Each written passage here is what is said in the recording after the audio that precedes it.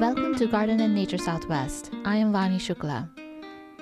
In this episode, let's talk about making bird bath maintenance really easy, and especially during the winter times. Now, this is useful in any season. However, I'm going to include in this episode certain specific things for winter that are more relevant for the cold weather. I will briefly talk about Birdbath heaters, if they're really useful in our southwest region, or can we do something without it as well.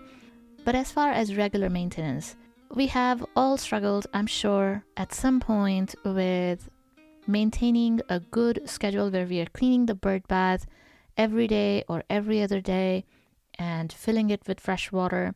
The bird bath is not necessarily the priority compared to so many other things that are on the to-do list. So sometimes the bird bath gets forgotten for a few days. Now, more recently, that is in past 12 months or so, I have been able to maintain one of my bird baths very, very regularly, and it is always clean and filled with fresh water. Now, this happened rather incidentally. I was trying to create a setup where I would be able to photograph the birds easily from indoors.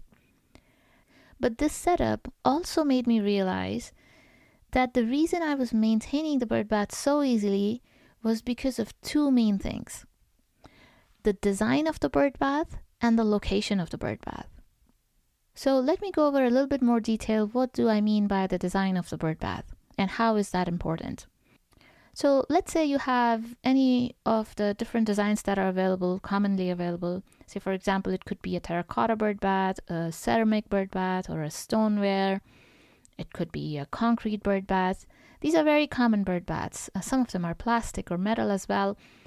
To emphasize the point about why design is important, let's go over the individual steps of cleaning that bird bath. Usually when we think about cleaning the bird bath, we just think of that one task, clean the bird bath. But what does it involve? We go over there to the bird bath, we lift up that bird bath bowl. A lot of the bird baths have separate bowl that is on a pedestal. It's kind of sitting on the pedestal or the stand. And you have to lift the bowl to empty the bird bath. If the bowl is too heavy, then you're just going to tilt the bowl over so that you can empty it. Now that will mean all that water will splash around you. Then the next step you have to do is with the brush, you have to, scrub it a little bit just to remove that slimy layer that might have built up, even if it's not to the point of algae or any bird droppings or any other debris that might be there. You will be scrubbing that lightly with the brush.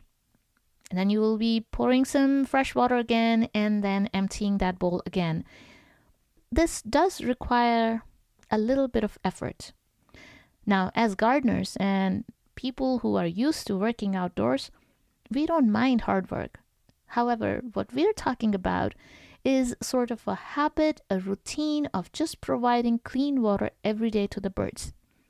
So if we want to do it every day, it has to be something super easy that you can do without thinking, that you can do even in your work clothes, even just before running off to work. So it has to be something that is super easy. So the size of the bowl, the weight of the bowl, it definitely matters. Now, plastic and metal could be light. However, in my opinion, I don't think that is the best. Plastics, of course, with the concerns of plastic leaching, chemical leaching, and with the metal, it gets very hot quickly in our southwest region. So that may not be the best choice either. And of course, the corrosion of the metal, that's also something that you have to consider over time. So we are going to be using the ceramics or the stoneware or terracotta. Now, terracotta is not the best choice in the wintertime because when it freezes, it cracks or breaks. So your choice is ceramic or stoneware that is pretty sturdy and will not break during the freeze. So now what I have been using as one of my bird baths for many years is just a ceramic tray, a glazed ceramic tray that is not really intended for a bird bath, but rather it is for the planters, what you put under the planters. so that the extra water that is drained out of the planters can be collected in that tray. You find those in Home Depot or Lowe's, any home improvement stores. But these particular ones also are frost resistant. There's actually a sticker that is on top of these when you go and buy these from Lowe's or Home Depot. You will see the sticker that says frost resistant. So the particular tray that I'm using currently is about 10 inch in diameter, and it is about maybe a 1 inch high. And I've been using this for about 4 years now. All the frost and freezes, and it's gone through all of those, and it hasn't had any cracks or breakages or anything like that. So the easy thing about this, why do I find it easy to maintain? See yourself walking out with a jug of water, a jug that you have filled in your kitchen. This is a small tray. It's not going to require a whole lot of water. So you can just have a large pitcher filled with water from the kitchen. That's one less step. You don't have to fill the water outside from your faucet in the cold weather. Just carry it outside from your kitchen. Then, because the tray is much lighter, you're just able to hold it with one hand. Empty the water, put it back on the stand. So yeah, I forgot to mention, I keep it on a stand, the stand that comes for keeping your container plants. You put a planter on a stand. So you're able to pick up the tray with one hand and rinse it, brush it lightly, and then rinse it with the water that you have in your other hand. Now, during the winter time, because there's not much of an algae problem, not every single day you have to brush as well. You can just empty the old water, fill it with new one. But every other day, I make sure that I brush it as well. To make it easy, I keep the brush close by. Now, this is something that can be done easily by your kids also. Just send them out with a jug of water and just ask them to top it over. Even to make it super easy, even a 5-year-old could just walk out with the water and just ask them to top it over. They don't even have to, worry about emptying it or anything, because it's a small amount of water. When you put a jug of water on top, if not all of the water is replaced, at least most of the water is replaced by fresh water. So it definitely makes it easier. Now, the second thing that I realized that made it super easy to clean, apart from the design of the bird bath, was the location of the bird bath. The location I chose because of the photography, but it ended up being so convenient because it is very close to my kitchen door that opens in the patio.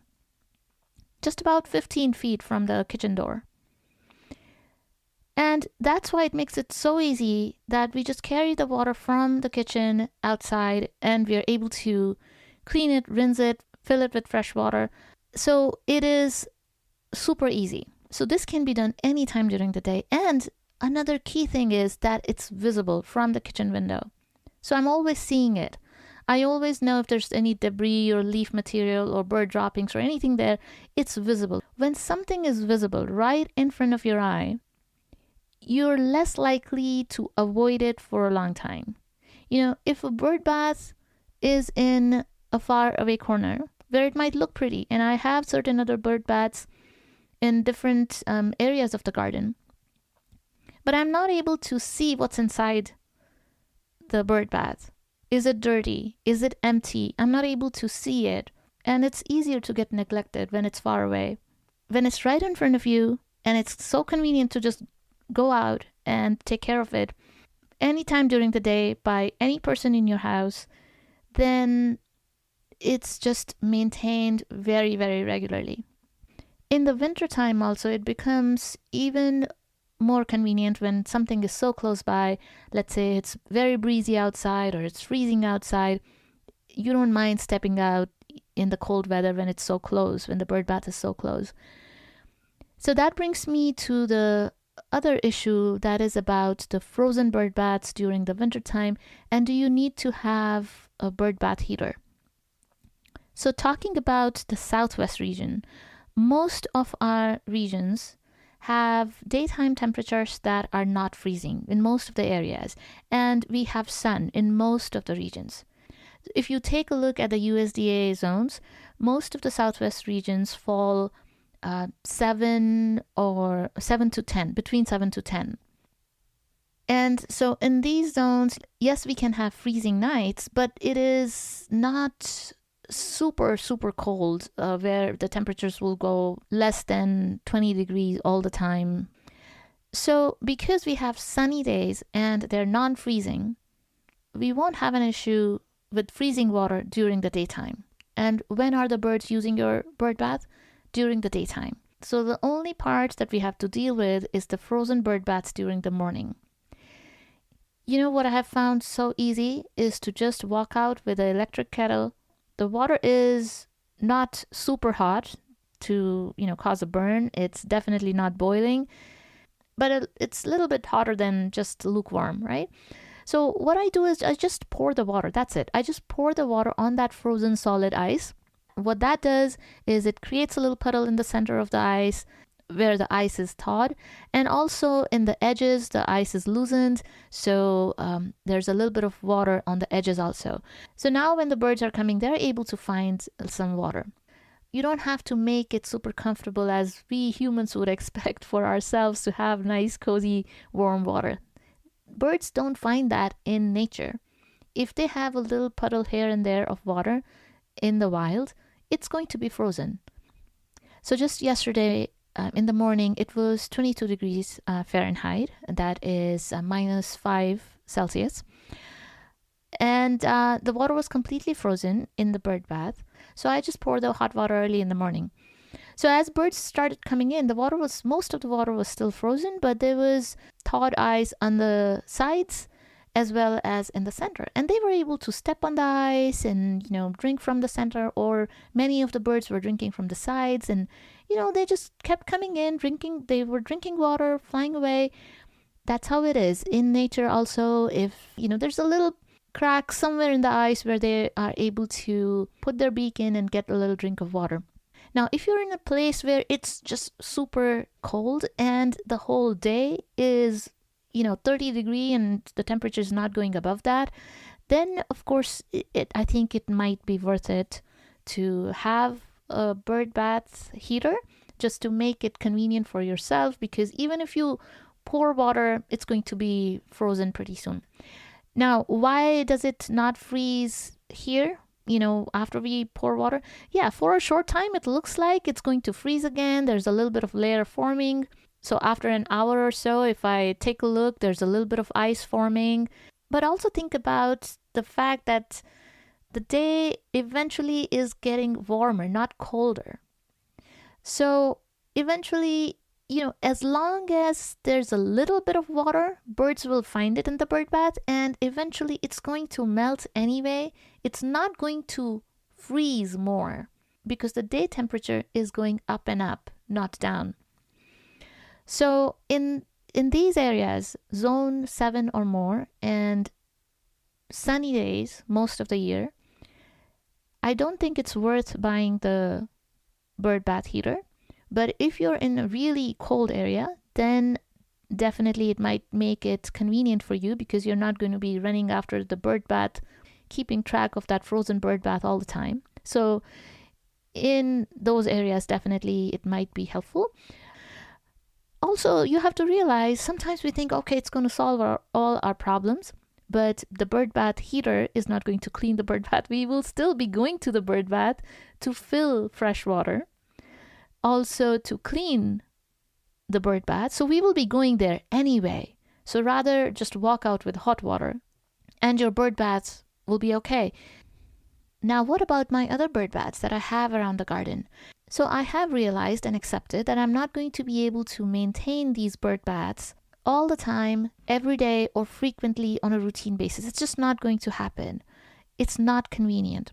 So I still have these bird baths and I fill them sometimes. So, for example, I had a nice Talavera bird bath in the front yard.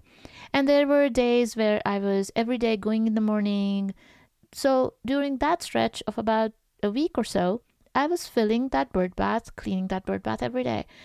Then there was other time I was in the process of mulching my fruit area, and there's a bird bath close to that area.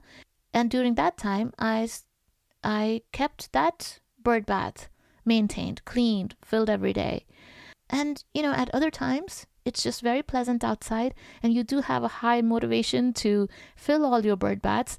And that's what I do. I fill sometimes all of these bird baths and they all are clean, but that does not last very long. It's only for a few days, and that's okay, because this one bird bath, this shallow dish, this ceramic tray that I have close to my kitchen patio, that is there all the time. It's super reliable. So what kind of things can you do in your space to have this kind of a setup? You might not have a kitchen patio or a kitchen door, or look into your space. What is that space that you can see from your windows, from inside? What is that space that you can see every day? Is there a door that you step out every day? Anyway, you're not going out for the garden or you're not going out for the bird bath. You're just stepping out anyway because that's the way you go in and out. And is there a place close by in the corner that you can keep that bird bath? And especially if you can see that bird bath from inside, from indoors. It could be a balcony, it could be a little patio, it could be anything, right? So that would work best. So bird bath that you can lift with one hand, not very heavy, and something that is easily and clearly visible from indoors. That would be so much easy to maintain. Now, you might think that, if it's so shallow and small, it will dry out quickly. Well, if you're filling it every day, then it won't, because the other bird baths dry out because you're not filling them every day. Especially if you have a choice of a couple of locations, choose a location that is under the tree. Choose a location that is in the shade. So if you have that choice, that would be best. And it's best for the birds too, because the water then is not going to be too hot in the summer. So these were the ideas I could share with you in this episode. Thank you for listening. Until next time, bye-bye.